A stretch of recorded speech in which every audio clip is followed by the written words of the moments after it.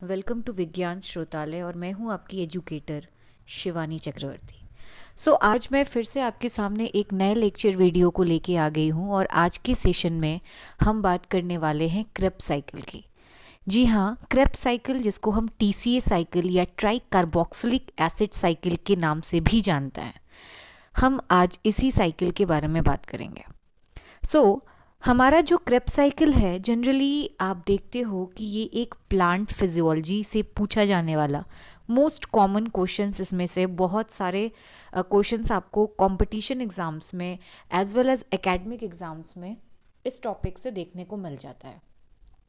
ये Krebs cycle आज मैं एक ओवरव्यू इस पे बात करूँगी। टोटल 8 स्टेप्स होते हैं एक पूरे क्रेब्स साइकिल में और आज हम इन सारे 8 स्टेप्स को स्टेप बाय स्टेप पढ़ने वाले हैं। तो चलिए ज़्यादा टाइम ना लेते हुए अपने सेशन को स्टार्ट करते हैं। जैसा कि सबसे पहले हमें ये जानना होगा कि ये जो टीसीए साइकिल है जिसे हम क्रेब्स साइकिल कहते हैं, इस टीसीए साइकिल का फुल फॉर्म क्या है। हमने जाना कि टीसीए साइकिल का फुल फॉर्म है ट्राई कार्बोक्सिलिक एसिड साइकिल, जो कि आप देख सकते हैं कि वीडियो स्टार्ट करने से पहले जो इमेज आपको शो हो रही थी उसी में यहाँ पे मैंने मेंशन किया हुआ है try carboxylic acid cycle. TCA cycle का तो फुल फॉर्म पता चल गया। अब टीसीए साइकिल के और भी कई सारे नाम होते हैं। डिपेंड करता है कि एग्जामिनर क्वेश्चन कहाँ से पूछ रहा है। क्या वो डायरेक्ट पूछ रहा है टीसीए साइकिल, या फिर ये उसको घुमाने के लिए, एग्जामिनर क्वेश्चन को घुमाने के लिए उनके टीसीए साइकिल के जो दूसरे नाम होते हैं उससे क्वेश्चंस पूछ रहा है। टीसीए साइकिल को क्रेब्स साइकिल भी कहते हैं और टीसीए साइकिल को सिट्रिक एसिड साइकिल भी कहते हैं। तो इस हिसाब से आज के डेट में जो हमारी आज की सेशन है, जो मैं आपको बताने जा रही हूँ, वो क्रेब्स साइकिल बता रही हूँ। क्रेब्स साइकिल को ही हम टीसीए साइकिल पढ़ते हैं और टीसीए साइकिल को ही हम सिट्रिक एसिड साइकिल पढ़ते हैं। तो ये तो हो गई टीसीए साइकिल के और दूसरे नाम। अब बात करेंगे टीसीए साइकिल है क्या। तो जैसा कि टीसीए साइकिल होता क्या है, टीसीए साइकिल एक केमिकल रिएक्शंस का सीरीज होता है, जैसा कि यहाँ पे स्क्रीन पे आप देख सकते हो, मैंने मेंशन किया हुआ है, जो कि जितने भी एरोबिक ऑर्गेनिजम्स होते हैं, एरोबिक ऑर्गेनिज्म मतलब ऐसे ऑर्गेनिज्म जो ऑक्सीजन के प्रेजेंस में रेस्पिरेशन करते हैं। तो टीसीए साइकिल एक ऐसा केमिकल रिएक्शन का सीरीज होता है जिसका यूज किसके किसके द्वारा किया जाता है, जनरली एरोबिक ऑर्गेनिज्म द्वारा करता है। तो जितने भी एरोबिक ऑर्गेनिजम्स होते हैं जो ऑक्सीजन के प्रेजेंस में रेस्पिरेशन करते हैं, वो टीसीए साइकिल को यूज़ करते हैं। और वो टीसीए साइकिल को यूज़ कैसे करते हैं, केमिकल रिएक्शंस की हेल्प से। और इसके यूज़ के बाद ये एनर्जी को क्या करते हैं, रिलीज करते हैं। और एनर्जी को रिलीज मतलब ये एनर्जी को स्टोर करते हैं, ठीक है। ये एनर्जी को स्टोर करते हैं और ये कैसे करते हैं, ये ऑक्सीडेशन के थ्रू करते हैं। ऑक्सीडेशन किसका करते हैं, ऑक्सीडेशन ये एसिटाइल कोएंजाइम का करते हैं। और एसिटाइल कोएंजाइम इनको कहाँ से डेराइव होता है, एसिटाइल कोएंजाइम जो भी हम कार्बोहाइड्रेट, फैट्स और प्रोटीन्स देखते हैं, वो बायोमोलिक्यूल्स की मदद से ये एसिटाइल कोएंजाइम को उससे डेराइव करते हैं, फिर उसको ऑक्सीडाइज्ड करते हैं और ऑक्सीडाइज्ड करने के बाद एनर्जी को क्या करते हैं, वो स्टोर कर लेते हैं। बात समझ में आ रही है। तो टीसीए साइकिल का क्या मतलब है कि टीसीए साइकिल एक केमिकल रिएक्शन का सीरीज है जो जनरली ऑर्गेनिक, जो भी एरोबिक ऑर्गेनिज्म होते हैं, वो क्या करते हैं, इसको यूज़ करते हैं। किस लिए यूज़ करते हैं, क्योंकि वो रिलीज़ करते हैं स्टोर एनर्जी को, जितनी भी एनर्जी स्टोर रहती है उसको रिलीज़ करते हैं थ्रू दी एसिटाइल कोएंजाइम के ऑक्सीडेशन है। अब एसिटाइल कोएंजाइम का जो ऑक्सीकरण है या ऑक्सीडेशन है, वो जनरली कहाँ से डेराइव करते हैं, वो कार्बोहाइड्रेट, फैट्स और प्रोटीन से करते हैं इनटू एटीपी के फॉर्म में। टीसीए साइकिल का मतलब हमने क्या समझा, फिर से देख लेते हैं कि TCA cycle is the series of chemical reactions used by all aerobic organisms to release stored energy through the oxidation of acetyl coenzyme। Acetyl coenzyme का ऑक्सीडेशन करके ये क्या करते हैं, डराइव करते हैं फ्रॉम कहाँ से, ये carbohydrate, fats and protein to into ATP के फॉर्म। तो ये था टीसीए साइकिल की टीसीए साइकिल होता क्या है। इसके अलावा नेक्स्ट स्टेप में ये बता रहा है कि जो TCA साइकिल है या ट्राई कार्बोक्सिलिक एसिड साइकिल कहिए या TCA साइकिल कहिए, it is also known as a Krebs cycle. जैसा कि मैंने अभी थोड़ी देर पहले कहा कि TCA साइकिल को हम क्रेब्स साइकिल भी कहते हैं, TCA साइकिल को हम सिट्रिक एसिड साइकिल भी कहते हैं। It is the second stage of cellular respiration that occur in the matrix of mitochondria. अब अगर हम बात करें लोकेशन की कि TCA साइकिल कहाँ पे होती है, तो TCA साइकिल हमारे सेल के एक बहुत इम्पॉर्टेंट सेल ऑर्गेनल्स जिसको हम माइटोकॉन्ड्रिया कहते हैं, पावर हाउस ऑफ सेल कहते हैं, उसके अंदर उसके भी मैट्रिक्स में आपको TCA साइकिल देखने को मिल जाता है। तो लोकेशन से अगर क्वेश्चन पूछता है कि क्रेब्स साइकिल या सिट्रिक एसिड साइकिल या TCA साइकिल कहाँ पे होता है, तो माइटोकॉन्ड्रिया में होता है। और ये याद रखिएगा कि माइटोकॉन्ड्रिया के मैट्रिक्स में होता है, यानी इनर साइड में होता है, ना कि आउटर साइड और मेम्ब्रेन में होता है। ये भी एक बहुत इंपॉर्टेंट क्वेश्चन है। Next is what all the enzymes involve in the citric acid are soluble. जैसा कि हमने लास्ट सेशन में फर्मेंटेशन पढ़ा था, अल्कोहलिक सिट्रिक एसिटिक फर्मेंटेशन पढ़ा था, उसमें हमने कई सारे लैक्टिक एसिड फर्मेंटेशन पढ़ा था, उसमें हमने कई सारे एंजाइम्स का रोल देखा जो उस पर्टिकुलर प्रोसेस को कंप्लीट कर रहा था या कैटालाइज कर रहा था। तो उसी तरीके से यहाँ पे भी जो जो एंजाइम्स इस पर्टिकुलर साइकिल में इन्वॉल्व होंगे, वो सारे के सारे एंजाइम्स जो हैं वो सॉल्यूबल होते हैं। बात आ रही है समझ में? वो सॉल्यूबल होते हैं। नेक्स्ट इज कि ये एक एरोबिक पाथवे है। अब क्यों? बिकॉज कि NADH जो है और FADH2 इसमें प्रोड्यूस हो रहा है, और FADH2 और NADH2 produced transfer there electron. वो अपने इलेक्ट्रॉन को क्या करते हैं, नेक्स्ट पाथवे में ट्रांसफ़र भी करते हैं। मतलब इस पर्टिकुलर रिएक्शंस में या साइकिल में आपको देखने को मिल जाता है कि जो इलेक्ट्रॉन्स होते हैं वो ट्रांसफ़र किए जाते हैं एक स्टेप से दूसरे स्टेप्स की तरफ, और जहाँ पे पूरी तरीके से ऑक्सीजन को यूज़ किया जाता है इलेक्ट्रॉन के ट्रांसफ़र के वक्त में। यानी इलेक्ट्रॉन को ट्रांसफ़र करने के लिए इनको ऑक्सीजन की नीड होती है। If transfer of electron does not occur, अगर इस साइकिल में आपको देखने को मिले कि इलेक्ट्रॉन का ट्रांसफर एक पाथवे से दूसरे पाथवे में नहीं हो रहा है, तो कोई भी ऑक्सीडेशन यहाँ पे देखने को नहीं मिलेगा, किसी भी तरीके का ऑक्सीडेशन नहीं होगा। और जब ऑक्सीडेशन नहीं होगा तो बहुत ही कम मात्रा में, बहुत ही कम अमाउंट में ATP बनेगी, जो कि ऐसा नहीं होना चाहिए। So very little amount of ATP जो है यहाँ पे देखने को मिल जाएगा, प्रोड्यूस्ड होगा ड्यूरिंग दिस प्रोसेस, जो कि डायरेक्टली प्रोड्यूस्ड होगा। ओके, जो कि डायरेक्टली प्रोड्यूस्ड होगा। बात समझ में आ रही है? तो फिर से देख लेते हैं। जैसा कि मैंने ट्राई कार्बोक्सिलिक एसिड साइकिल या क्रेब्स साइकिल या सिट्रिक साइकिल के लिए आपसे बताया कि ये जो TCA साइकिल होता है ये एक सीरीज ऑफ केमिकल रिएक्शंस होता है जिसका यूज़ सभी एरोबिक ऑर्गेनिजम्स करते हैं एनर्जी को रिलीज करने के लिए, स्टोर करने के लिए, जो कि एसिटाइल कोएंजाइम के ऑक्सीडेशन से हो पाता है। और ये एसिटाइल कोएंजाइम कहाँ से डेराइव होता है? कार्बोहाइड्रेट, फैट्स एंड प्रोटीन से होता है ATP के फॉर्म में।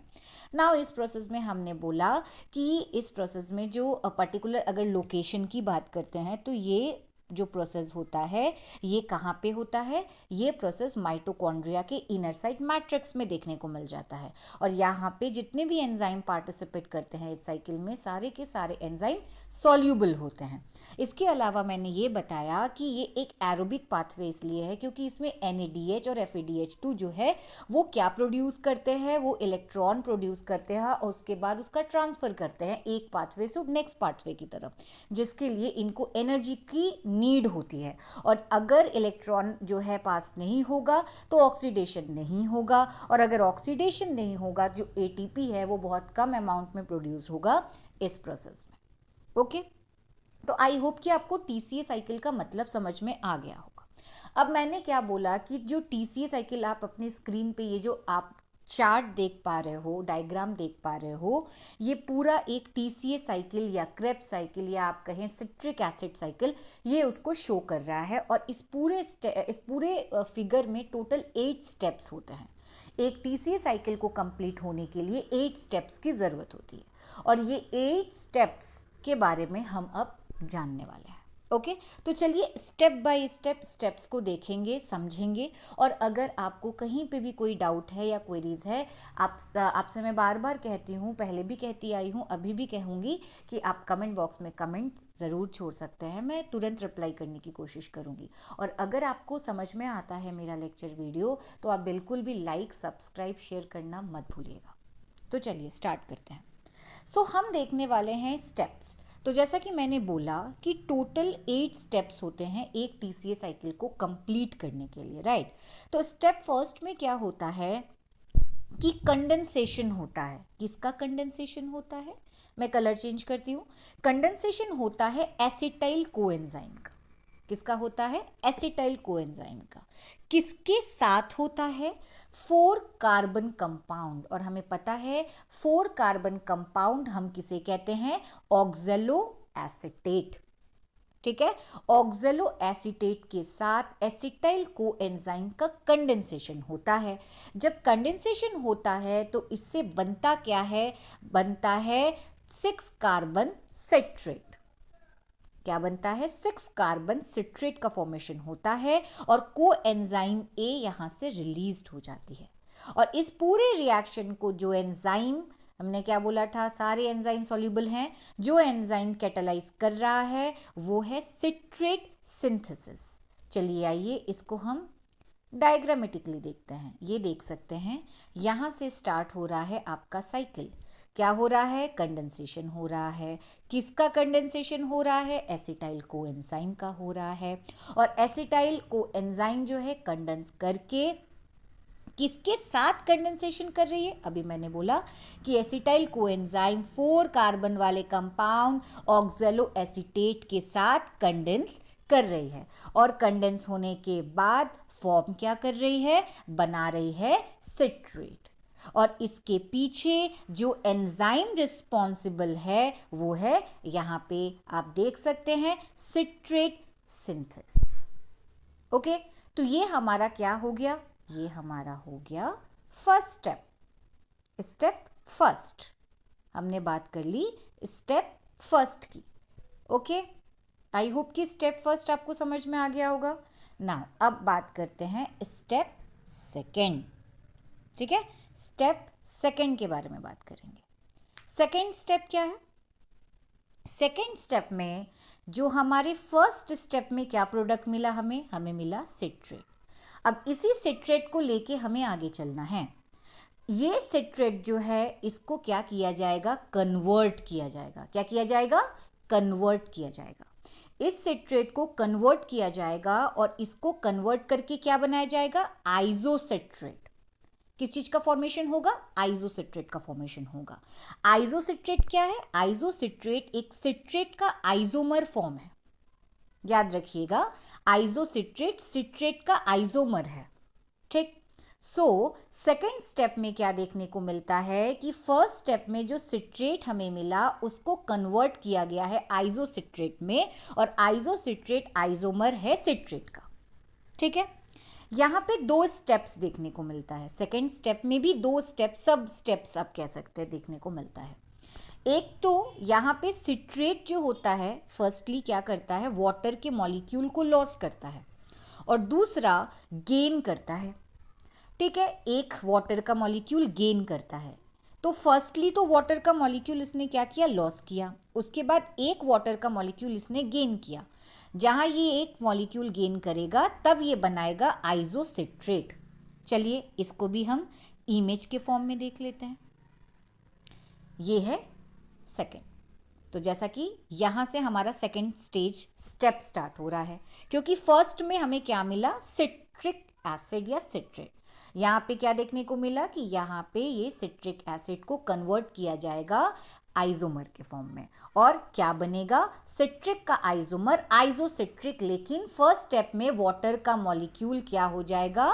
रिड्यूस होगा, मतलब ये लॉस करेगा। और सेकेंड में वाटर का मॉलिक्यूल क्या करेगा? ये गेन करेगा, एक मॉलिक्यूल गेन करेगा एंड फॉर्म करेगा आइसोसिट्रिक एसिड। बात आ रही है समझ में?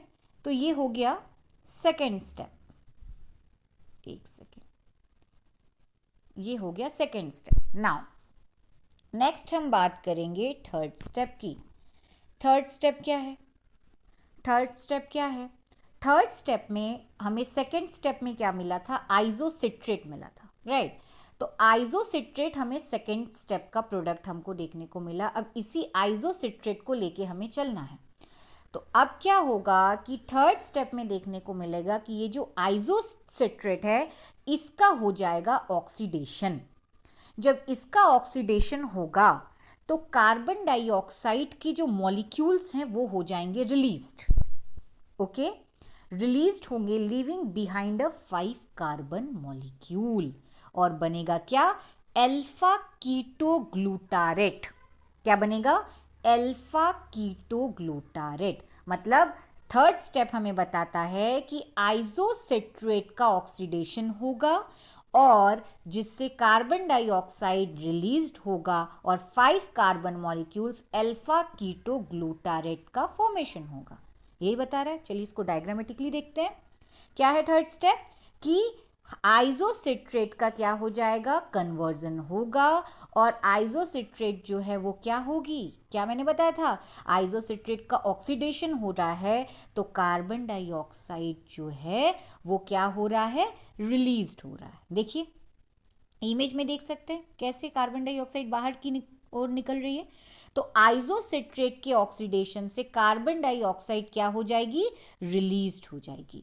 और जब कार्बन डाइऑक्साइड रिलीज्ड हो जाएगी, आइसोसिट्रेट का ऑक्सीडेशन हो जाएगा, तो यहाँ पे देखने को मिलता है कि जो NAD आयंस हैं, एक सेकेंड, जो NAD आयंस हैं वो रिड्यूस्ड हो जाएंगे NADH में। किस में रिड्यूस्ड हो जाएंगे? NADH में। कौन रिड्यूस हो जाएगा? NAD ion. So NAD ion NADH में रिड्यूस्ड हो जाएंगे और हमारा 5 कार्बन कंपाउंड यानी 5 carbon molecule alpha keto glutarate का फॉर्मेशन हो जाएगा। और यहाँ पे जो एंजाइम रिस्पॉन्सिबल है इस रिएक्शन को कैटालाइज करने के लिए वो है आइसोसिट्रेट डिहाइड्रोजिनेज। क्या नाम है इसका? Isocitrate dehydrogenase. तो क्या देखा हमने थर्ड स्टेप में?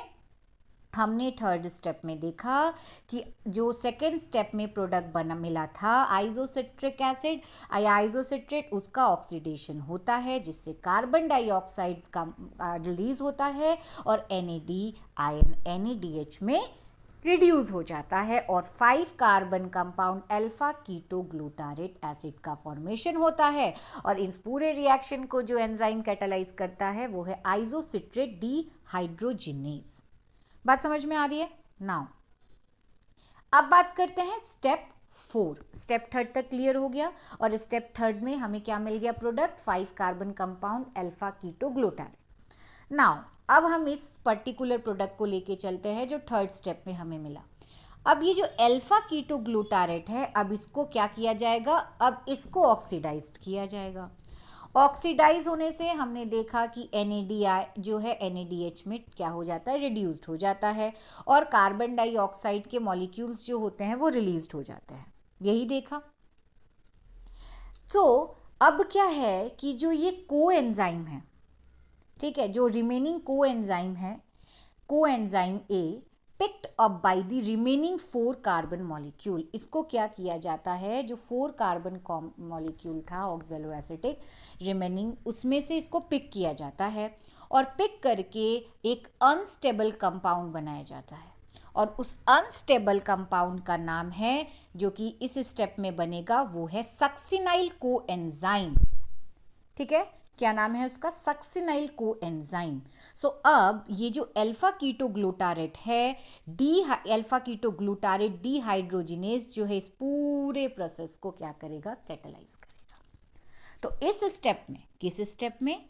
स्टेप 4 में हमने देखा कि हमको जो अल्फा कीटो ग्लूटारेट मिला था वो अब क्या होगा, ऑक्सीडाइज्ड होगा और वो क्या करेगा, उसमें कोएंजाइम ए जो है, जितने 4 कंपाउंड मॉलिक्यूल के पास जो रिमेनिंग कोएंजाइम ए जो जितना भी रिमेनिंग बचा हुआ था 4 कंपाउंड के पास, उसको वो यूज़ करेगा और एक अनस्टेबल कंपाउंड फॉर्म करेगा, सक्सिनाइल कोएंजाइम। और इस पूरे रिएक्शन को जो एंजाइम कैटालाइज करेगा वो एंजाइम है अल्फा कीटो ग्लूटारेट डिहाइड्रोजिनेस। ये आप डायग्राम देख सकते हैं, ये आप देखिए कि ये अल्फा कीटो ग्लूटारेट एसिड है और ये आपका बना क्या, इस स्टेप में क्या बना, सक्सिनाइल कोएंजाइम। और यहाँ पे जो पर्टिकुलर एंजाइम काम कर रहा है वो क्या था, अल्फा कीटो ग्लूटारेट डिहाइड्रोजिनेस। ठीक, और यहाँ पे कोएंजाइम को यूज़ किया गया जो कि रिमेनिंग बचा हुआ था 4 कार्बन कंपाउंड के पास। बात समझ में आ रही है? ओके, सो हम किस स्टेप पे बात चल रहे थे, 4th स्टेप पे, स्टेप 4 पे चल रहे थे। अब स्टेप 5 पे आते हैं। स्टेप 5 में जो कोएंजाइम ए कहाँ से बना, हमारा सक्सिनाइल कोएंजाइम ए से, ये इसको अब क्या किया जाएगा, इस सक्सिनाइल कोएंजाइम को रिप्लेस किया जाएगा। और इसको रिप्लेस किसके साथ किया जाएगा, इसको रिप्लेस किया जाएगा फॉस्फेट ग्रुप के साथ। किसको रिप्लेस किया गया स्टेप 5 में, सक्सिनाइल कोएंजाइम को रिप्लेस किया गया। किसके साथ रिप्लेस्ड किया गया, फॉस्फेट ग्रुप के साथ रिप्लेस्ड किया गया। एंड देन देखने को क्या मिलता है कि यहाँ पे एडीपी जो होती है वो क्या करती है, एटीपी का फॉर्मेशन करती है। एटीपी किस चीज़ का फॉर्मेशन करती है, एटीपी का फॉर्मेशन करती है, एडिनोसिन डाइफॉस्फेट एडिनोसिन ट्राइफॉस्फेट को फॉर्म करती है। और सक्सिनेट जो कि 4 कार्बन कंपाउंड या मॉलिक्यूल है, वो इस स्टेप में आपको देखने को मिलता है, प्रोड्यूस्ड होता है। सो 5 स्टेप हमें क्या बताता है कि 5 स्टेप में जो सक्सिनाइल कोएंजाइम ऊपर 4th स्टेप में बन के आया, उसको रिप्लेस किया जाता है एक फॉस्फेट ग्रुप के साथ। एंड देन एडीपी जो होती है ट्रांसफ़र होती है, ट्रांसफ़र होने के बाद वो फॉर्म करती है एटीपी का। और यहाँ पे 4 कार्बन मॉलिक्यूल्स जो है, सक्सिनेट जो है यहाँ पे प्रोड्यूस्ड होता है, क्योंकि सक्सिनेट भी एक 4 कार्बन कंपाउंड होता है, जो कि यहाँ पे आप डायग्राम में देख सकते हैं। ये है हमारा स्टार्ट। ये यहाँ क्या बोला, यहाँ पे सक्सिनाइल कोएंजाइम जो होता है उसको रिप्लेस किया जाता है। और उसको रिप्लेस किसके साथ किया जाता है, फॉस्फेट ग्रुप के साथ। तो जहाँ फॉस्फेट ग्रुप के साथ रिप्लेस किया गया, एटीपी एडीपी एटीपी को फॉर्म करती है और आपके क्या बनते हैं, फिर से एक 4 कार्बन कंपाउंड का फॉर्मेशन होता है, सक्सिनेट। ठीक है, तो ये हमारा 5th स्टेप था। आई होप कि आपको सारे स्टेप्स जो है वो क्लियर हो रहे हैं, और मैं कोशिश करती हूँ कि आपको स्टेप बाय स्टेप चीज़ों को इजी वे में बता सकूँ। Okay, next step 6। स्टेप 6 में आपको क्या देखने को मिल रहा है कि स्टेप 5 में जो हमें मिला सक्सिनेट, उसको ऑक्सीडाइज्ड किया जा रहा है। Now succinate is oxidized into fumarate. उसको ऑक्सीडाइज करने के बाद जो आपको प्रोडक्ट मिल रहा है वो है फ्यूमरेट। एंड यहाँ पे 2 हाइड्रोजन जो एटम है उसको ट्रांसफर किया जाता है टू FAD। ठीक है, FAD2 produced FADH2 and FADH2 को ट्रांसफर किया जाता है। और transfer its electron directly to the electron transport chain. मैंने बोला ना कि यहाँ पे इलेक्ट्रॉन, इस पूरे TCA साइकिल में इलेक्ट्रॉन प्रोड्यूस होता है, जिसको क्या करते हैं हम नेक्स्ट स्टेप में, नेक्स्ट पाथवे में ट्रांसफर करते हैं। ठीक, तो हमारा इस स्टेप में क्या हमें बताता है कि जो सक्सिनेट हमको मिला उसको ऑक्सीडाइज किया गया, ऑक्सीडाइज किया गया फ्यूमरेट में, एंड 2 हाइड्रोजन एटम को ट्रांसफर किया गया FAD2 और उसके FAD2 और प्रोड्यूस किया गया FADH2 में। नाउ ये FADH2 जो है वो ट्रांसफर करता है अपना इलेक्ट्रॉन ट्रांसपोर्ट चेन में डायरेक्टली। और इस पर्टिकुलर रिएक्शन, ये पूरा प्रोसेस जो है वो कहाँ पे हो रहा है, वो अब माइटोकॉन्ड्रिया के मैट्रिक्स में यानी इनर मेम्ब्रेन में आपको देखने को मिल जाएगा। ठीक है, तो मैंने अभी क्या बोला कि स्टेप 6 में, ये आप देखिए, ये है स्टेप 6। सक्सिनेट जो है उसको ऑक्सीडाइज्ड किया गया फ्यूमरेट में और FADH2 में टूटा और इलेक्ट्रॉन को डायरेक्टली इलेक्ट्रॉन ट्रांसपोर्ट चेन में ट्रांसफर कर रहा है। ये पूरा प्रोसेस माइटोकॉन्ड्रिया के मैट्रिक्स में, ये पूरा ही प्रोसेस आप कह सकते हो माइटोकॉन्ड्रिया के मैट्रिक्स में हो रहा है। ओके, तो ये हमारा 6th स्टेप हुआ। ठीक है। अब सेवन स्टेप में क्या हो रहा है कि वाटर का मॉलिक्यूल, अब जो हमें क्या प्रोडक्ट मिला, हमें मिला, अब 6 स्टेप में हमें प्रोडक्ट मिला फ्यूमरेट, ठीक है, और इलेक्ट्रॉन का ट्रांसफर हुआ। तो फ्यूमरेट के बाद नेक्स्ट स्टेप, मतलब जो 7 स्टेप हम पढ़ने जा रहे हैं, उसमें क्या होता है कि वाटर के मॉलिक्यूल्स को ऐड किया जाता है फ्यूमरेट में। जहां वाटर का मॉलिक्यूल ऐड होगा फ्यूमरेट में, ये कन्वर्ट हो जाएगा मैलेट में। तो स्टेप 7 में हमें देखने को मिल रहा है कि जो प्रोडक्ट हमको मिल रहा है वो है मैलेट। ओके, वो है आपका मैलेट। तो हमें क्या देखने को मिला कि इस 7 स्टेप में फ्यूमरेट जो है वो क्या करता है, वाटर इसमें ऐड होगा और ये किस में कन्वर्ट हो जाएगा, मैलेट में। Now next is last step. चलिए लास्ट स्टेप भी देख लेते हैं कि लास्ट स्टेप में क्या होता है।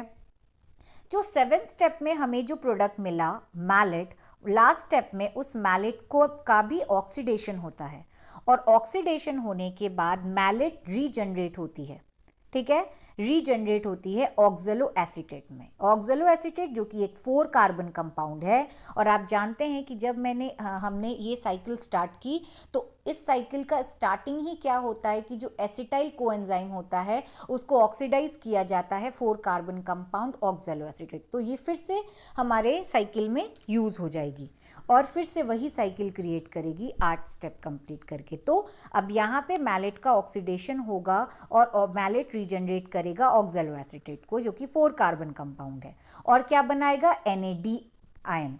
NAD आयन रिड्यूस्ड होगी NADH में। तो ये हमारा स्टेप जो है वो लास्ट स्टेप है, जैसा कि डायग्राम में देख सकते हैं। यहाँ पे आप देख रहे हो मैलेट को ऑक्सीडाइज किया गया ऑक्जेलो एसीटेट में और NADH आयन में फॉर्म कर गया। ओके, आई होप कि आपको समझ में आ रहा होगा। सो अब हम पूरा एक मॉर्फो देखेंगे, एक मोरल ऑफ द स्टोरी देखेंगे। इससे हमारे पास बहुत सारे क्वेश्चंस पूछ लिए जाते हैं, चाहे हम मेडिकल के एंट्रेंस एग्जाम्स में हम बैठ रहे हैं, चाहे हम नर्सिंग के बैठ रहे हैं या फिर बायो ऑनर्स में बैठ रहे हैं। इवन अगर एकेडमिक के भी फाउंडेशंस और 11th-12th में भी, 11th में बेसिकली ये चैप्टर है, हम पढ़ते हैं, तो उसमें जब TCA साइकिल पे बात करते हैं तो लास्ट में हम इन दी पॉइंट की रिजल्ट क्या है, कि पूरे साइकिल में हमें क्या मिला, ठीक है, इंड प्रोडक्ट क्या मिला, है ना। पूरे साल भर हमने तैयारी की है तो लास्ट में रिजल्ट का वेट करते हैं कि वो रिजल्ट हमें बताता है कि साल भर हमने पढ़ाई क्या की, ठीक है। तो सेम है कि पूरा TCA साइकिल कहिए या क्रेब साइकिल कहिए या सिट्रिक एसिड साइकिल कहिए, इसमें जो पूरा साइकिल चला 8 स्टेप्स में जो कंप्लीट हुआ, उस साइकिल का लास्ट प्रोडक्ट क्या है। तो लास्टली आपको देखने को मिल रहा है कि टोटल 6 NADH का फॉर्मेशन हुआ, 2 ATP और 2 FADH2 मिला, ठीक है। तो ये एक बहुत इंपॉर्टेंट पॉइंट हो जाता है जो कि आपको याद रखना है कि TCA साइकिल में कितने FADH2 का फॉर्मेशन हो रहा है, कितने ATP बन रहे हैं, कितने NADH बन रहे हैं। ओके, तो आज का ये जो सेशन है ये हमारा यहीं पे फिनिश होता है। फिर मैं बहुत जल्दी एक नए लेक्चर वीडियो को लेके आऊँगी आपके साथ। आई होप कि आपको सारी चीज़ें अच्छे से समझ में आती हैं, और अगर मैं वही चीज़ फिर से बोलना चाहूँगी कि अगर आपको कहीं पे कोई भी डाउट है तो आप प्लीज़ कमेंट बॉक्स में कमेंट कर सकते हैं। एंड यस, अगर आपको अच्छा लगता है मेरा चैनल, मेरा वे ऑफ टीचिंग, तो आप लाइक, सब्सक्राइब, शेयर करना बिल्कुल मत भूलिएगा। Thank you.